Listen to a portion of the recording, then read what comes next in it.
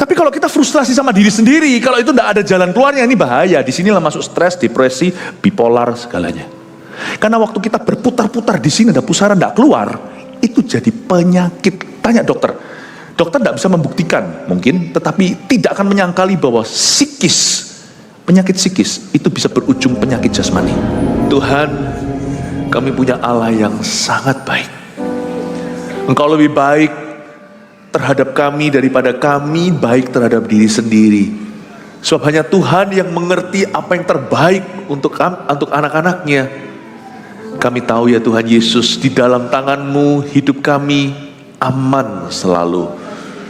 Terima kasih Engkau sudah menjaga, memelihara kami dari minggu ke minggu, dari ke hari ke hari. Kau tidak pernah ya Tuhan Yesus melalaikan ya Tuhan Yesus setiap kebutuhan anak-anak-Mu. Terima kasih Tuhan. Gembala Agung, Kau kucinta. Kami mengasihi-Mu dengan segenap hati kami. Terima kasih Tuhan untuk pribadi-Mu. Terimalah penyembahan kami, terimalah persembahan kami. Kami mempersembahkan hidup kami sekali lagi di altar-Mu, untuk Kau pakai, untuk Kau urapi, bahkan untuk Kau pulihkan. Terima kasih Tuhan, sampaikan sabda-Mu yang begitu indah melalui hamba-Mu ya Tuhan Yesus. Beri kemampuan untuk berbicara, sembunyikan hamba senantiasa di balik salib Yesus, agar jemaat selalu memandang Kristus, bertumbuh dan berbuah. Terima kasih Tuhan, aku berdoa supaya firman hari ini menjadi jawaban khususnya bagi pergumulan kami. Terima kasih Tuhan, dalam nama Yesus kami berdoa. Amin, haleluya. Berikan tepuk tangan untuk Tuhan Yesus. Glory to God. Mazmur 13 yang barusan kita nyanyikan lagunya, ayat 1 sampai ayat yang ke-6. Mazmur untuk orang yang frustrasi dengan dirinya. Di Alkitab kita, di Lembaga Alkitab Indonesia dituliskan judulnya doa kepercayaan. Aku mau percaya karena kasih setiamu. Ayat 1 untuk pemimpin biduan, Mazmur Daud. Berapa lama lagi Tuhan Kau lupakan aku terus menerus? Berapa lama lagi Kau sembunyikan wajah-Mu terhadap aku? Berapa lama lagi aku harus menaruh kekhawatiran dalam diriku dan bersedih hati sepanjang hari? Berapa lama lagi musuhku meninggikan diri atasku? Pandanglah kiranya, jawablah aku ya Tuhan Allahku. Buatlah mataku bercahaya, supaya jangan aku tertidur dan mati. Supaya musuhku jangan berkata, aku telah mengalahkan dia, dan lawan-lawanku bersorak-sorak apabila aku goyah. Tetapi aku, kepada kasih setiamu aku percaya. Hatiku bersorak-sorak karena penyelamatanmu. Aku mau menyanyi untuk Tuhan, karena Ia telah berbuat baik kepadaku. Ini adalah Amsal yang Mazmur yang sangat indah sekali. Daud tentunya sedang frustrasi. Saya ingin Anda melihat bagaimana orang bisa keluar dari satu lubang dalam jiwanya, yaitu orang yang frustrasi dengan dirinya. Frustrasi setiap kita itu beda-beda, tetapi pasti ada satu takaran kita itu frustrasi sama diri sendiri. Anehnya ketika Adam jatuh dalam dosa, dia salah paham dengan dirinya. Dia jadi gak ngerti apa yang baik, apa yang buruk untuk dirinya sendiri. Apalagi seperti orang seperti saya ini orangnya perfeksionis. Dari kecil begitu. Bukan berarti percaya diri, justru orangnya minder. Perfeksionis itu orang yang sulit atau susah untuk mengampuni kesalahan sendiri. Saya lebih gampang loh mengampuni orang lain daripada mengampuni diri saya. Ada orang itu yang begitu keras terhadap dirinya. Nah, pengakuan dosa itu aku. Jadi orang seperti ini susah untuk move on. Perasaannya itu serba sticky, seperti ada glue, seperti ada lem di dalam jiwanya. Kalau aku tuh salah, bisa menyesali. Aduh, tadi kok ngomong begini. Aduh, tadi kok aku begitu. Kenapa aku sebodoh itu? Bukannya bertobat, justru dengan spirit seperti itu jatuh lagi di lubang yang sama. Siapa di sini kadang-kadang frustrasi dengan dirinya? Angkat tangan. Oh, enggak pernah, mungkin cuma saya seorang ya. Coba saya tanya lagi, jujur ya, siapa yang pernah frustasi dengan dirinya atau sedang frustasi dengan dirinya? Kita semua keturunan Adam dan Hawa. Coba lihat kalau ada laki di sebelah kanan Anda, hai Adam, kalau perempuan, hai Hawa. Sama saja, 11-12. Jadi saya percaya ini akan relate banget untuk setiap kita. Kita ini frustrasi dengan dirinya. Bukankah kita semua itu orang andai dan tahu gitu? Aduh, andai aku kaya. Andai aku punya segala sesuatu. Andai aku siap untuk tes hari ini. Andai aku menghiraukan nasihat orang itu, kan bodoh aku tidak akan jatuh. Atau tahu gitu ya. Tahu gitu aku tidak pergi ke sana. Tahu begitu aku tidak ketemu sama orang. Tahu gitu aku tidak bisnis sama dia. Nyesel, menyesali. Frustrasi, nggak keluar, depresi. Stres sendiri, karena di dalam sini ada satu kubangan, ada satu pusaran dalam jiwa yang nggak bisa keluar, muter-muter di dirinya sendiri, muter-muter terus. Firman Tuhan pun nggak mempan, siapapun ngomong apa juga lalu lalang, karena kita nggak merasa itu bisa menolong kita, karena kita hidup dalam penyesalan, selalu hidup di masa lalu dan nggak bisa maju, nggak bisa mikir masa depan. Orang yang frustrasi dengan dirinya itu adalah lubang hitam. Sekali masuk di sana, tak ada yang bisa survive, tak ada yang bisa selamat.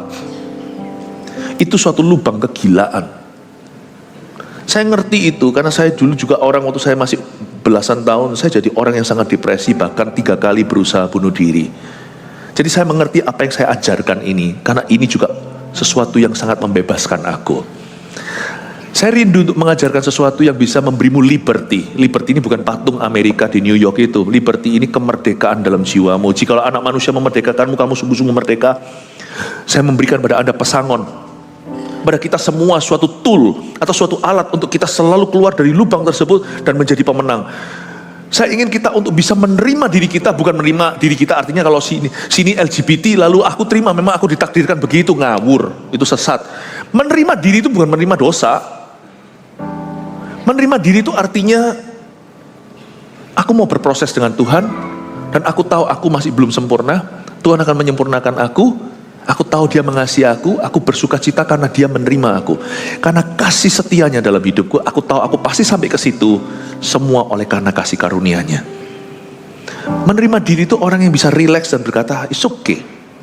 It's okay for me to learn from my mistakes. Bukan it's okay to make a mistake. Bukan gak apa-apa untuk aku buat salah, tapi gak apa-apa untuk aku belajar dari kesalahanku. Aku bisa mengampuni diriku sendiri, supaya aku nanti bisa belajar mengampuni orang lain. Bagaimana aku bisa mengasihi orang lain kalau aku gak mengasihi diriku sendiri? Mengasihani diri sendiri itu lain cerita. Mengasihi diri itu perlu, karena Tuhan berkata, perintah Allah yang pertama adalah kasihilah Tuhan Allahmu. Perintah Allah yang kedua adalah kasihilah sesamamu seperti dirimu sendiri. Belajar dulu mengasihi dirimu, maka engkau akan bisa mengamalkan kasih. Coba lihat ya, orang yang tidak bisa ngatur orang lain, dia nggak bisa ngatur dirinya sendiri. Coba lihat ya, orang jahat sama dirinya sendiri biasanya jahat sama orang lain juga. Ya, belajar untuk bisa tenang. Hai jiwaku, pujilah Tuhan. Aku tahu Tuhan pegang kendali atas situasi hidupku. Belajar untuk bisa diajak ngomong sama Tuhan, jangan ngomong sendiri. Kita sekarang lihat ayat pertama, Mazmur untuk orang yang frustrasi dengan dirinya. Ayat 1, untuk pemimpin biduan, Mazmur Daud. Ini adalah kalimat lagu, seperti misalnya lagu Songs from the Rooftop. Hari ini kan lagi launching yang bahasa Chinese-nya, nanti di bawahnya lirik by penulisnya siapa, komposernya. Ini ditulis Mazmur Daud, komposernya Daud. Untuk pemimpin biduan. Tapi saya juga baca kalimat ini secara profetik, artinya ini mazmur untuk para pemimpin, untuk kepala keluarga, untuk mama yang anak-anaknya nakal-nakal, ya, untuk ibu rumah tangga yang mungkin kesepian, suaminya ngomong beban masalah kepadanya, dia ngomong sama siapa? Ngerumpi juga nggak boleh, kata pendeta. Untuk pemimpin biduan itu orang yang merasa dirinya itu punya tanggung jawab yang besar. Untuk manajer, untuk direktur, untuk karyawan yang dikasih tugas sama bos, employernya, untuk pemimpin biduan. You know, sometimes in your responsibility, dalam tanggung jawab yang kita laksanakan sehari-hari, tidak jarang kita itu menjadi frustrasi dengan diri kita. Ya. Untuk pemimpin biduan, ada suatu peringatan juga bahwa di akhir zaman ini tidak sedikit yang namanya pemimpin rohani bahkan mengalami kekeringan rohani. Tahukah kalau kita frustrasi terus dengan diri sendiri, lama-lama kita akan mati. Lama-lama kita akan kering rohani. We will be sucked dry. Seperti ada lintah yang melekat pada roh kita, yang terus menyedot kehidupan dan energi. Do you know, tidak ada yang membocorkan energi kita selain daripada terlalu banyak dialog dengan pikiranmu sendiri. When you talk to yourself too much, waktu kita bicara pada diri sendiri, dan entertain atau terus memanjakan perasaan, it will suck you dry spiritually in no time. Anda pasti akan langsung disedot kering, seperti ada vampir yang menggigitmu pada lehermu dan mengisap seluruh darahmu. Makanya itu setan jangan diajak interview. Makanya itu perasaan jangan dimanjakan. Pikiran itu jangan ditimang-timang. Hiduplah oleh firman, jangan oleh perasaan. Sebab orang yang frustasi dengan dirinya hanya satu antidot atau obatnya, yaitu pedang roh, yaitu firman. Ini yang memerdekakan kita. Waktu saya belasan tahun, saya di jamaah Tuhan umur 18, waktu saya bertobat, saya jadi mengerti bahwa solusinya cuma satu. God, Tuhan, and His Word, dan firman-Nya, and His Holy Spirit within us, dan Allah Roh Kudus di dalam diri kita. Amin Bapak Ibu Saudara. Buat apa kita jadi orang Kristen? Lalu kita di dalamnya tidak berubah. Anda lihat orang pelayanan juga nggak tentu, itu nggak garansi atau jaminan. Anda harus punya inner life yang bagus. Anda harus punya kehidupan jiwa. Hai jiwaku, pujilah Tuhan. Anda harus punya kehidupan di dalam ini, kehidupan batinia yang bagus dan indah. Makanya ada orang yang pelayanan lalu burn out, lalu nanti salahkan pelayanan terlalu banyak. Sebenarnya enggak, tapi mismanagement atau salah manage perasaanmu sendiri. Salah manage pikiran. Salah manage rohnya. Karena kita itu bukan kesurupan, kita bisa kepenuhan Roh Kudus, tapi kita akan bekerja sama, Roh Kudus akan bekerja sama dengan kita untuk manage perasaan dan pikiran kita.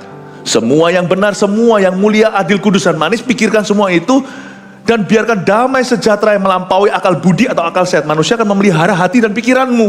Roh Kudus akan bekerja sama dengan kita. Kita tuh tidak kesurupan, tapi kita diberikan pemahaman untuk kita bisa menggiring diri sendiri, untuk bisa menuntun, mengalami tuntunan Tuhan dan mengikuti tuntunan itu ke rumput hijau dan air tenang. That's how the Holy Spirit works. Makanya lihat ya, orang yang tenang itu hanya orang yang dewasa rohani. Orang dewasa rohani itu punya pengendalian diri, buah roh yang ke-9 itu. Itu yang membuka jalan untuk masuk ke buah roh kembali ke buah roh yang ke-1, yaitu kasih. Lihat ya, orang yang dewasa ada orang yang bisa mengendalikan pikiran dan perasaannya sendiri, dan bisa berkata pada dirinya, hai jiwaku, pujilah Tuhan, tenang teduh dalam kasih-Nya Tuhan, semua akan indah pada waktunya. Speak to your own storm. Bicara kepada badaimu sendiri. Let your mouth be God's mouthpiece to you. Biarkan mulutmu menjadi lidah bibir Allah untuk bicara kepada dirimu sendiri. Speak to your own storm. Kenapa kalau kita bicara ke dalam badai orang lain gak mempan? Karena kita memang tidak pernah menjinakkan badai sendiri. Makanya itu anak-anak Sekewa datang 7 orang, rembukan, rombongan, keroyokan, iblis. Keluarlah kamu di dalam nama Yesus yang diberitakan oleh Paulus. Gak mempan, iblisnya tertawa. Paulus dia takut, Yesus anak Allah. Siapa gak kenal dia? Tapi dia bertanya, lu anak-anak Sekewa, siapa lu? Iblis di dalammu aja gak bisa takluk. Kamu kedagingan, ambisius. Sekarang mau taklukkan iblis dalam diri seseorang yang kesurupan. Guyonan apa? Candaan apa? If you can speak to your own storm, you can speak to the storm in other people's lives. Kalau Anda bisa bicara kepada badai dalam dirimu sendiri, Anda akan punya authority, otoritas Shenping. Punya otoritas untuk berkata kepada badai yang Anda lihat di sekeliling Anda, tenanglah. Waktu Anda menghardik akan ada kekuatan Allah. Anggaplah sesi ini bukan soul searching. I'm not searching your soul, I'm moving your soul. Masalah kita itu terlalu banyak soul searching. Soul searching itu perlu sekali-kali, tapi kalau terus-menerus namanya orang yang kurang percaya diri. Kita tidak mau soul searching, soul moving. Saya mau ajak Anda semuanya untuk dewasa dari dalam, karena itu adalah tugas penggembalaan untuk bisa memberi makan. Amin, Bapak Ibu Saudara. Untuk pemimpin biduan ini beban buat saya. Kenapa? Karena banyak pemimpin yang nggak matang dalamnya. Kelihatan mangganya bagus di luar, makan masam, karena di dalamnya dia nggak matang di pohon. Ya, maka Anda lihat sekarang pemimpin rohani banyak yang kering rohani. Kita lihat sekarang kenapa? Mari kita selidiki apa yang terjadi dengan Daud. Kita akan bedah jiwanya dan kita akan mendapatkan madunya. Ayat 2, berapa lama lagi Tuhan kau lupakan aku terus menerus? Stop. Apakah berarti Tuhan melupakan Daud? Bukan, ini perasaan Daud. Boleh nggak kita jujur masuk hadirat Allah? Atau hanya ngomongnya manis-manis melulu? Coba Anda baca Mazmur, isinya itu keluh. Bukan hanya manis-manis melulu, ada banyak keluhan di dalamnya. So it's okay to be honest to God. Jadi kita boleh jujur kepada Allah. Ya, tapi bodohlah orang yang langsung menuangkan isi hati pikirannya kepada sesamanya. Ada ayatnya di Amsal, bodohlah orang yang menceritakan kekesalannya. Saya biasanya kalau ada apa-apa kesel saya tuangkan ke Tuhan. Bukan kesel sama Tuhan, keselku kutuangkan ke kaki Tuhan. Nanti yang sisa itu yang perlu saja saya follow up. Tuhan itu saringan yang dahsyat. Saya suka sekali karena Mazmur ini tidak diutarakan kepada manusia. Berapa lama lagi Tuhan kau lupakan aku terus-menerus. Daud itu frustrasi dengan dirinya. Tapi dia lampiaskan ke Tuhannya. Ini bukan nuduh Tuhan loh ya. Nadanya tidak kurang ajar. Tapi nadanya itu datang apa adanya. Berapa lama lagi Tuhan kau lupakan aku terus menerus. Again, even a man after God's own heart seperti Daud, seorang yang hatinya berkenan, sekali-kali bisa tanya begini. Dan ini jadi ayat firman, berarti Tuhan gak apa-apa loh. Tuhan itu gak tersinggungan. Dia berkata, berapa lama lagi Tuhan kau lupakan aku terus menerus? Daud tidak menuduh Tuhan. Ini hanya perasaan dia sejujurnya. Tuhan, aku rasa engkau lupa sama aku. Where are you? Kau di mana di hidupku di titik ini Tuhan? Orang sekali berdaud masih bisa tanya begini, apalagi you and me. Tapi kalau seluruh isi Mazmur 150 isinya semua begitu, something wrong with you. Ada orang itu 15 tahun ikut Tuhan, isinya gitu tiap hari, cuma berapa lama kalau lupakan aku terus menerus. Lama-lama menurut saya bukan curhat ya, lama-lama saya rasa dia nuding Tuhan ya. Paham ya? Ini perasaan yang jujur. Tapi kalau ini sudah menjadi DNA kerohanianmu, ada orang yang dikit-dikit kecewa sama Tuhan, bertobatlah lah, yang gini jangan dimanjakan. Nah, ini gak usah kasih Mazmur, yang gini itu kasih kolam baptisan. Ya mungkin waktu dicelupkan semua masuk, hatinya masih di luar. Atau waktu dimasukkan mulutnya masih keluar.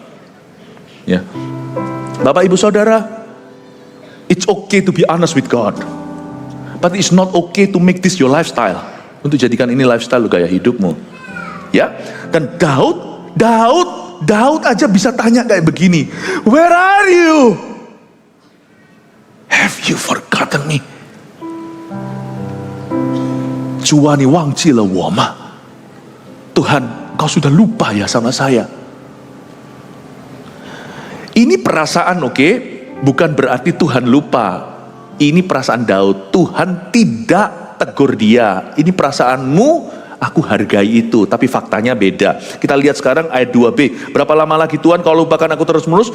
Berapa lama lagi kau sembunyikan wajahmu terhadap aku? Masa si Tuhan sembunyikan wajahnya? Enggak lah. Dengan kata lain, di ayat 2b ini Daud mengeluh, Tuhan, I cannot feel you. Aku tidak bisa merasakan hadiratmu. Bahasa kerennya hari ini itu seperti, Pastor Philip, kenapa ya? Aku sekarang kok nggak bisa merasakan hadirat Tuhan ya? Waktu aku memuji menyembah atau waktu aku di gereja. Lain cerita, waktu dulu aku baru lahir, baru itu langsung, baru nyanyi langsung nangis. Apalagi sekarang kalau aku lagi saat teduh doa sendiri gitu, rasanya itu lebih susah. Kalau di gereja lebih gampang. Karena terbawa suasana. Kalau sendirian gitu tuh, rasanya kok nganggur ya. Krik, krik, krik, krik, krik, hampa. Kenapa kok garing ya? Anda tidak sendirian. Daud juga merasakan demikian. Berapa lama lagi kau sembunyikan wajahmu terhadap aku? Itu adalah bahasa perjanjian lama. Bahasa perjanjian barunya itu, I cannot feel your presence, God. Kenapa aku tidak bisa merasakan hadiratmu? Tapi gini ya, dari ayat 2 ini aja saya bisa menarik kesimpulan bahwa perasaan kita itu penting ya. Tapi dia bukan segala-galanya loh, ingat loh ya. Perasaan kita itu penting, namun dia bukan takaran kebenaran. Makanya jangan manjakan perasaan, atau jangan ikuti perasaan. Pastor Philip, saya tidak berhalakan perasaan saya, malah justru saya nggak suka perasaan saya. Oke, kalau gitu jangan diikuti. Tapi ada orang yang berhalakan perasaannya. Kalau aku tidak merasakan Tuhan, berarti Tuhan tidak hadir. Lah, berarti kan kita bayi. Coba lihat bayi, mamanya keluar sebentar aja, padahal mamanya keluar ambil susu. Dia nggak kelihatan karena dibagi tembok, dia sudah nangis. Tapi kalau anak sudah disapi, dia sudah umur tertentu, sudah lepas dengan ASI, anak itu sudah mengerti, mamanya keluar, dia nggak nangis lagi karena dia tahu meskipun tidak ada di ruang matanya, mama tetap ada. Sekalipun Anda tidak bisa merasa, Tuhan tetap ada. Jadi jangan Anda dan saya menilai orang lain. Waktu kita di CG nyanyi-nyanyi, wah CG ini tidak ada hadirat Allah. Apa takarannya? Aku tidak merasa, you tidak merasa, orang lain dijamah. Paham ya? Your feeling is important, but it's not everything. Perasaanmu itu penting, tapi kadang-kadang bisa menipu loh perasaan itu. Jangan percaya dengan lagu populer di dunia, feelings, nothing more than feelings. Lagunya gitu ya? Nothing more than feelings. Well, something more than feeling. It's called faith.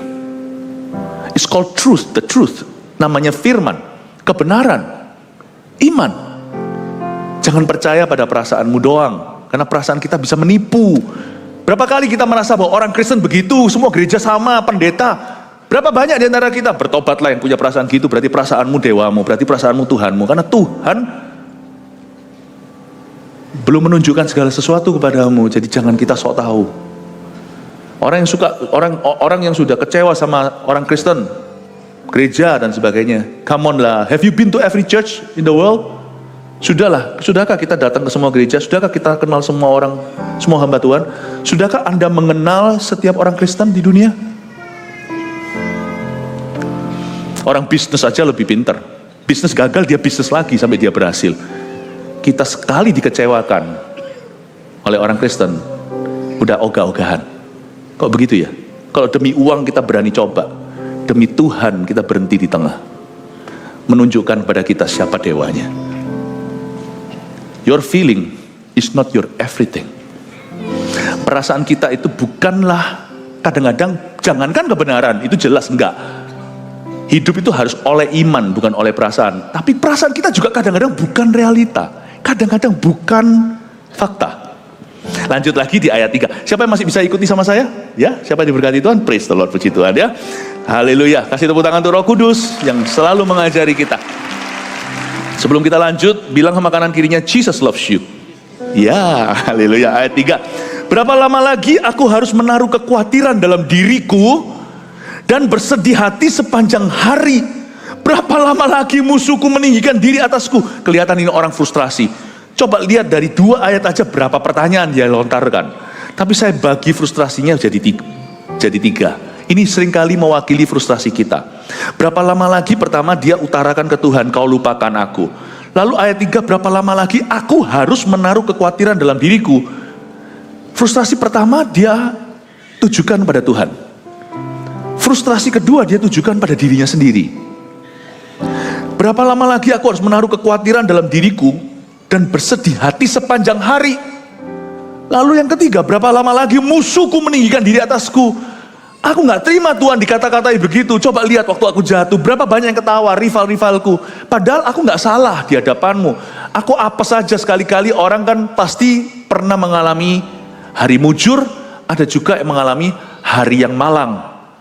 Kebetulan waktu aku jatuh, kenapa musuh-musuhku tertawa? Bahkan yang menertawakan aku adalah sahabat-sahabatku yang dulu pernah aku tolong. Aduh, di hatiku lus-lus dada rasanya, mereka kok begitu? Kok tega? Dulu waktu susah aku menolong mereka, sekarang aku susah mereka ketawa. Jadi frustrasi itu bisa komplikasi, bisa diutarakan pada Allah, tapi bisa juga terhadap diri sendiri, tapi juga bisa semakin diperkeruh waktu kita melihat respon orang lain terhadap kita. Jadi frustrasi yang ketiga adalah frustrasi yang dikarenakan musuh-musuhnya. Atau perkataan orang itu bisa jahat loh.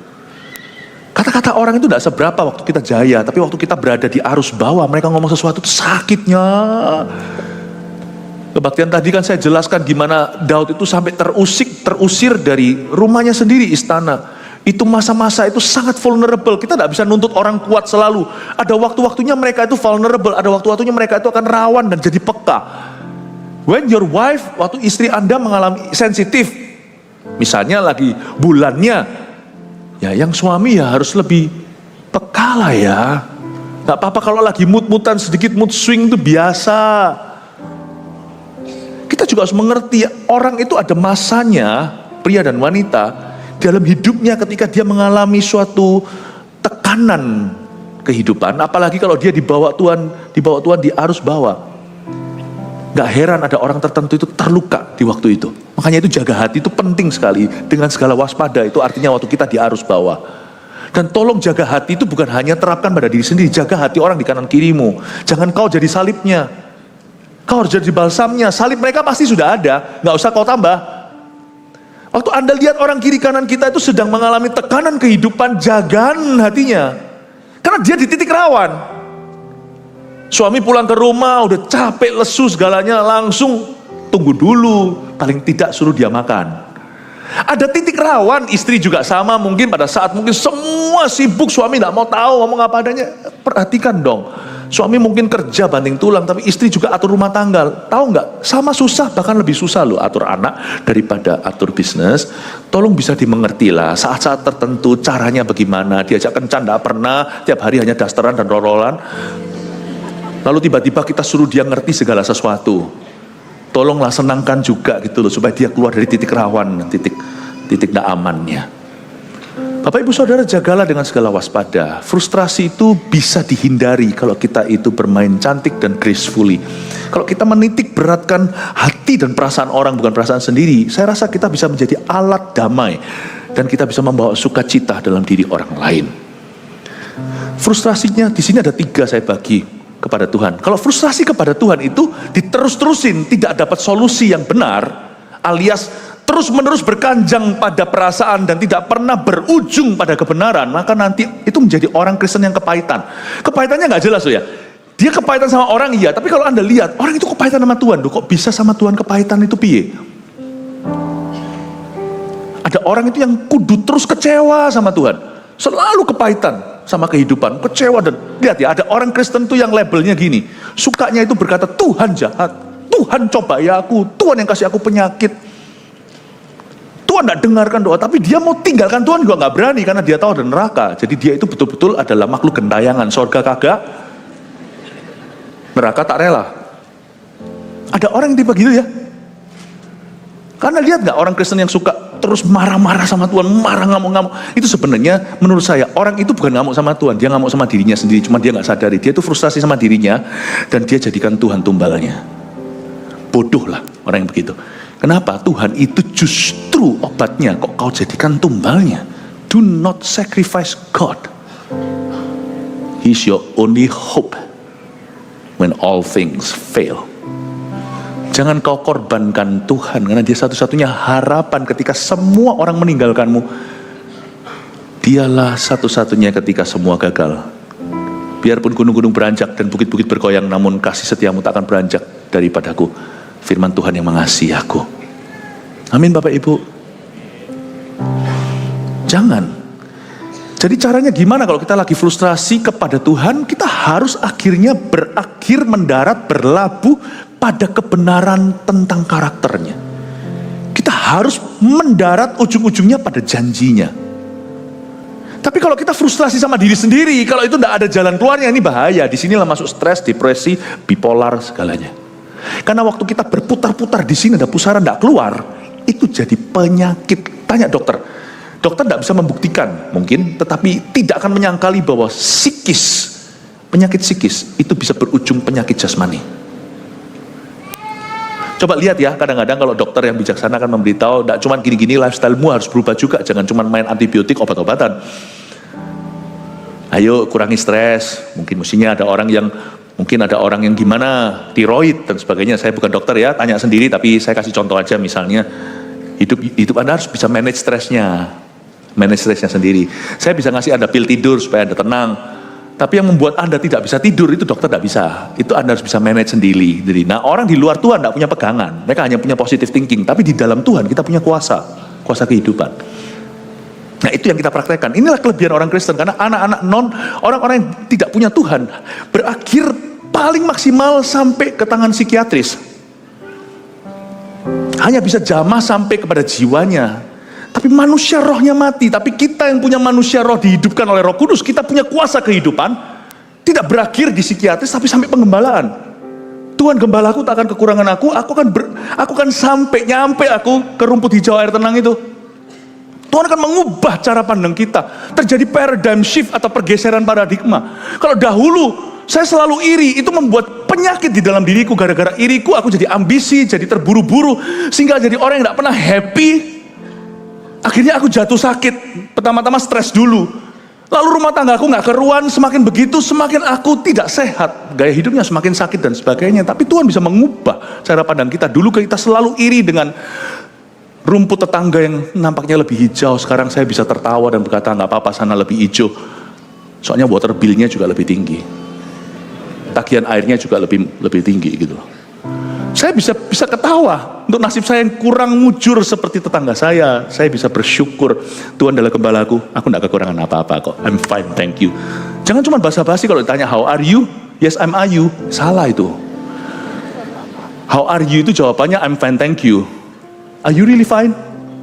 Kalau saya ditanya sama orang how are you, saya jawab dengan tegas sekali, I am really fine, thank you. Kemarin saya ketemu sama beberapa orang dan dia tanya, gimana pastor?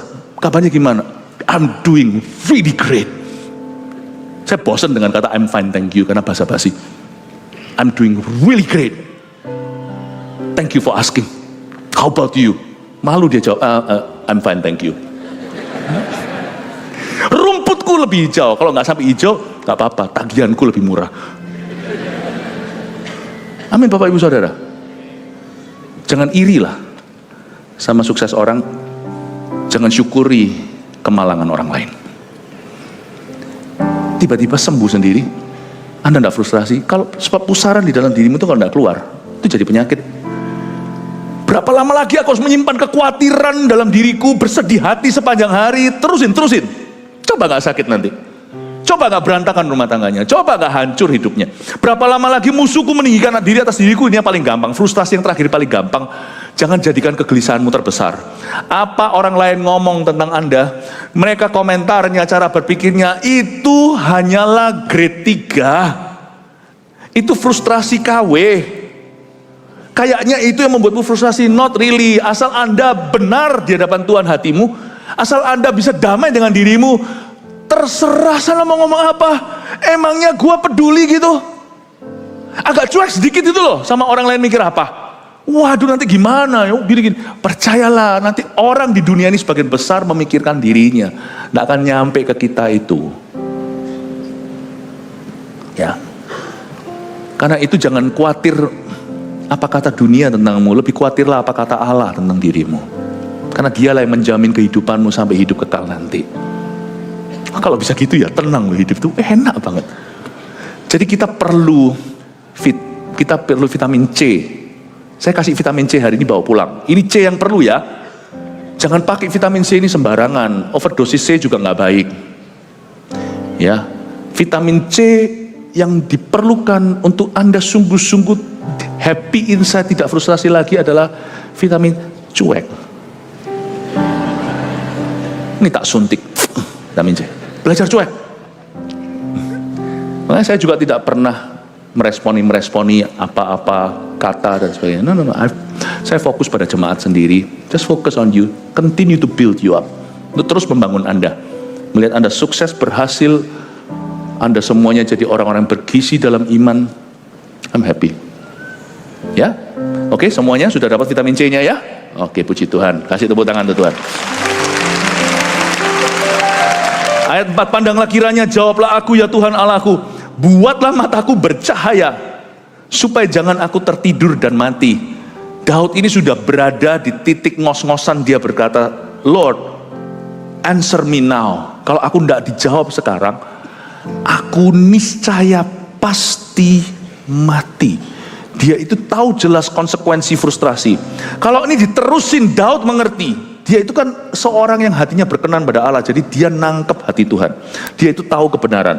Kalau aku diterusin ini, sekarang aku baru pingsan. Frustrasi yang kualami sekarang ini hanya pada titik spiritual sleep atau tidur rohani. Aku nggak boleh lama-lama entertain memanjakan perasaan ini. Harus ku bawa ke hadirat Tuhan. Aku konfrontasi mati-matian. Kalau perlu pokoknya aku sekarang bentur-benturin diri ke pintu gerbang sorga. Tuhan mau marah nggak apa-apa, mendingan ku tanggulangi daripada ku biarkan, daripada ku diamkan. Buatlah mataku bercahaya Tuhan, sebab sekarang aku mengalami spiritual sleep atau tidur rohani. Ini diterusin akan mengalami spiritual death, kematian rohani. Never allow your feeling, negatif feeling itu melewati matahari terbenam, bukan hanya amarah. Amarah itu biasanya titik terakhir. Amarah itu adalah titik frustrasi, lu nggak tahu mau apa. Jangan biarkan amarahmu sampai terbenam matahari. Jangan kau pegang murka sampai matahari terbenam. Sudah. Itu bukan cuma satu perasaan marah. Kalau Anda telusuri dalam jiwa, marah itu titik terakhir frustrasi. Nah itulah macam-macam setelah marah. Orang bisa bunuh diri, orang frustrasi, orang bisa lari ke alkohol, kemana. Ada juga yang nggak tahu gimana komplikasi itu selingkuh. Waduh itu macam-macam. Kalau Anda tanya secara fisik, tanya sama dokter yang namanya gula, penyakit gula itu bisa macam-macam. Itu bisa ke ginjal, bisa kemana, bisa ke situ, komplikasinya itu macam-macam. Bahaya.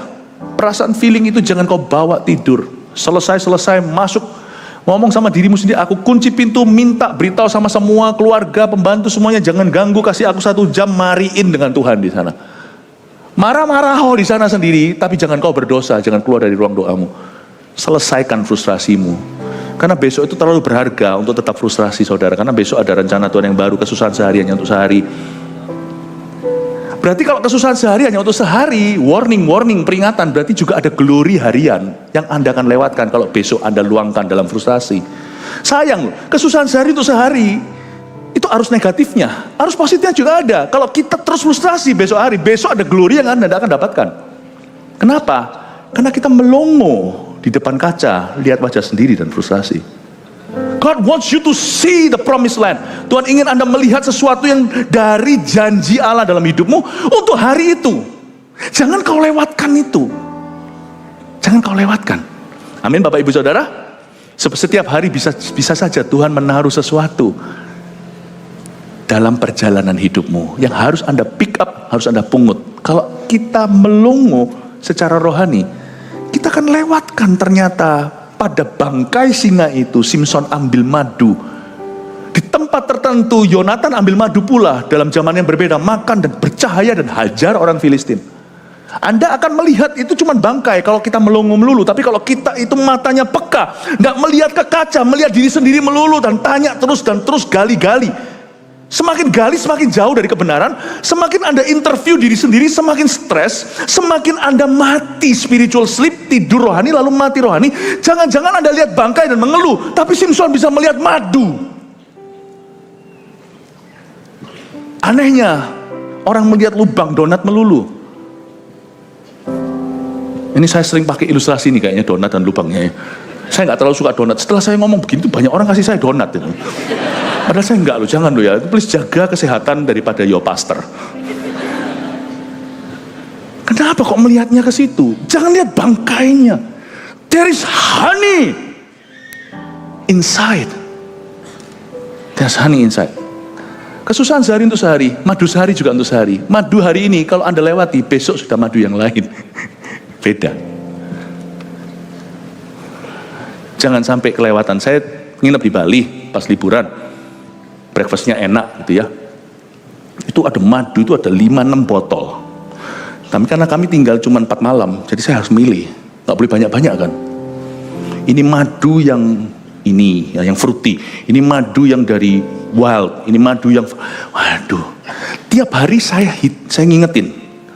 Kan kalau libur kan nganggur ininya. Kemarin saya minum madu yang ini, sama madu ini, sama madu ini. Saya nggak boleh ngulang karena 6 macam madu 4 hari.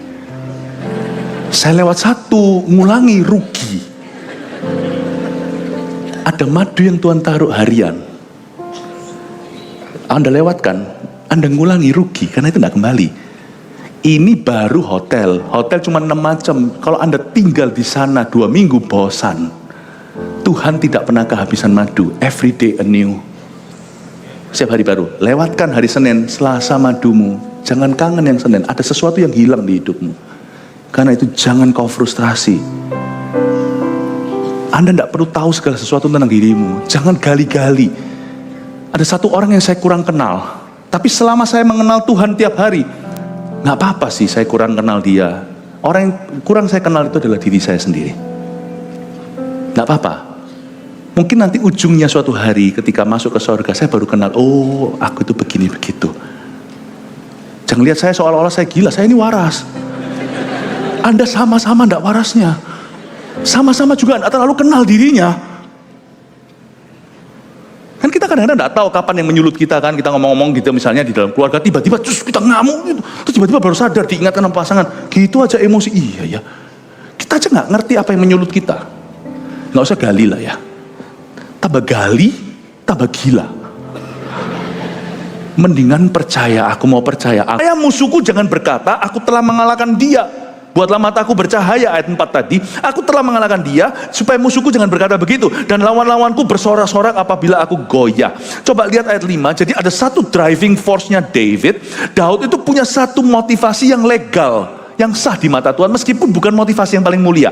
It's okay untuk punya motivasi begini. Ini menjadikan kita orang yang tidak terima, tapi masih ilahi. Oke? Apakah driving force-nya Daud? Daud itu merasa nggak mau, dia nggak rela kalau musuh-musuhnya beria-ria. Tuhan bangkitkan aku supaya mereka tidak bersorak-sorak waktu aku goyah.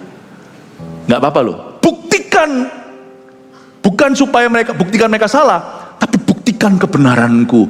Daud itu minta sama Tuhannya, Lord sertai aku.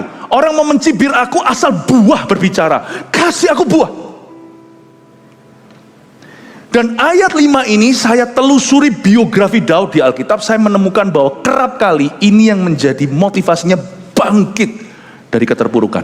Dan Tuhan menyertai dia dengan dahsyat. Kadang-kadang Tuhan tidak memerlukan motivasi yang paling mulia untuk memberkati. Berkali-kali roh itu hinggap ketika Daud berkata, aku tidak mau musuhku beria-ria. Bangkitkan aku, kasih aku buah. Dia tidak minta pembelaan, kecuali kalau dia minta nafsu. Bunuh mereka, Daud tidak begitu. Ya, paling pol pun di kebaktian 1 tadi saya jelaskan adalah pukul rahangnya. Dia tidak meminta nyawa mereka. Dia hanya meminta supaya Tuhan menunjukkan kemuliaannya lewat dirinya.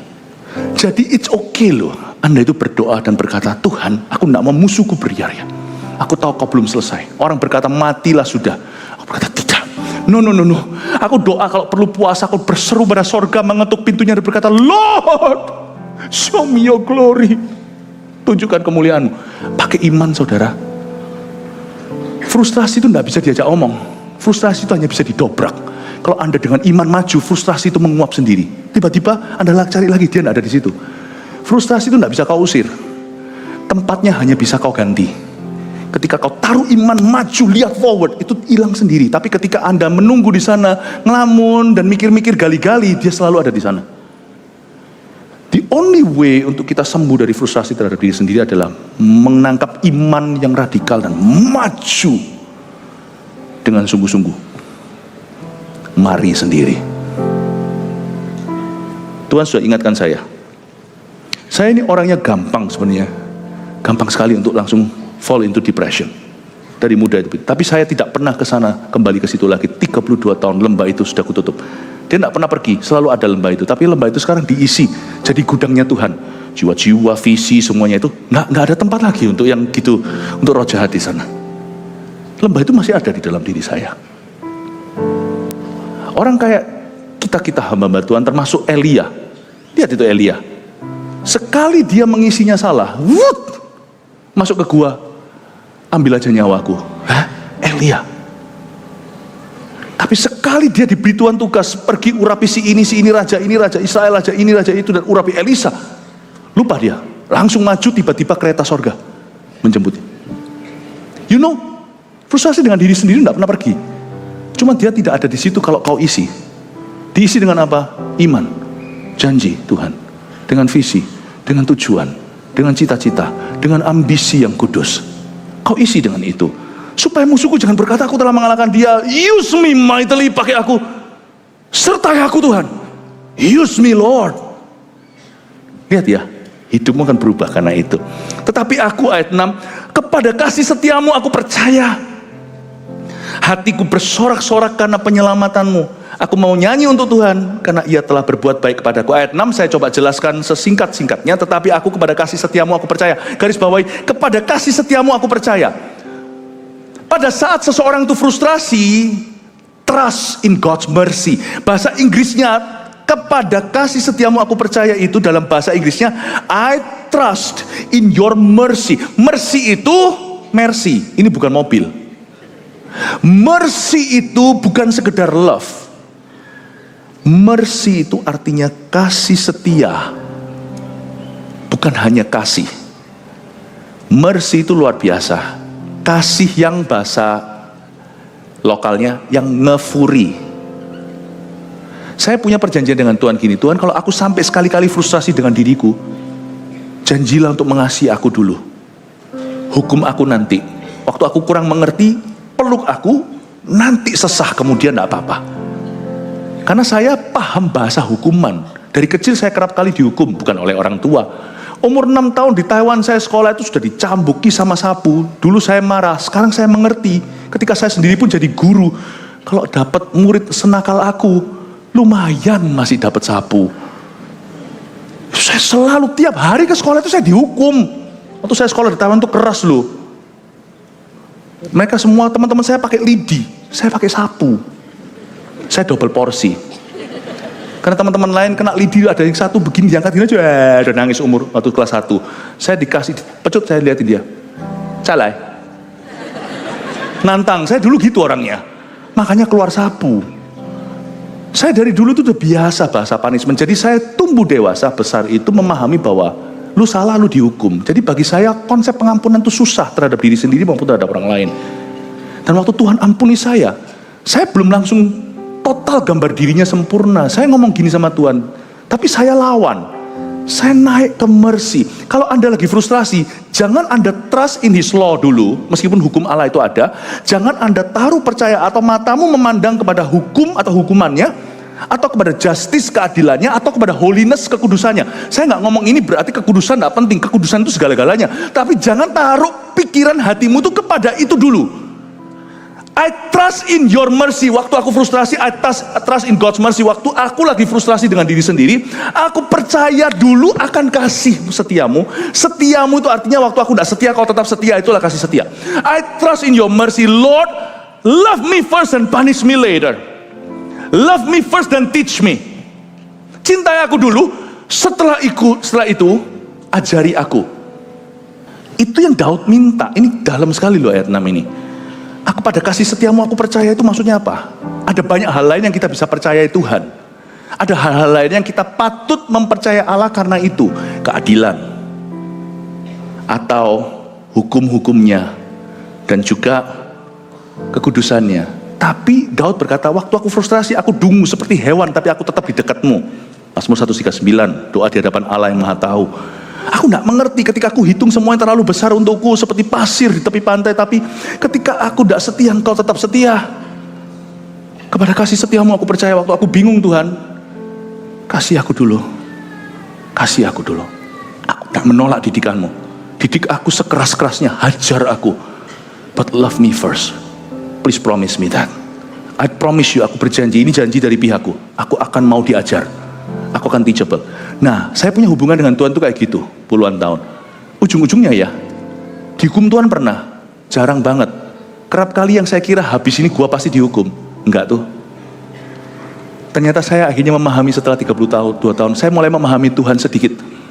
Bahwa Allahku tidak suka atau doesn't take pleasure, dia tidak berkenan menghukum kita. Dia lebih suka melihat pertobatan kita yang sungguh-sungguh, yang tulus, dan perubahan kita. Hukum pernah, pasti ada. Tapi saya lebih sering fitnah dia dan curiga yang tak teruji. Saya kira kali ini mati aku, pasti aku dihukum. Gak mungkin dia let me get away atau dia biarkan saya lolos dari yang satu ini. Tapi Tuhan akhirnya berkata, I forgive you. Luar biasa. Ini bukan mengajari gereja untuk kita sembarang berdosa, tidak ya. Tapi berkali-kali di pikiran Anda, waktu Anda kira Anda pasti akan dihajar sama Allah, yang Anda dapatkan adalah tangan kasih. Anda akan terkejut. That's the God that you worship. Kepada kasih setiamu aku percaya.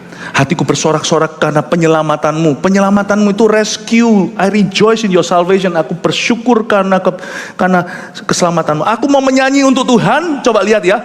Kalau Anda mau menyanyi untuk Tuhan, Anda lihat ya. Dimulai dari ayat-ayat frustrasi pasal 13 Mazmur ini. Dia berakhir pada iman. Katakan berakhir pada iman.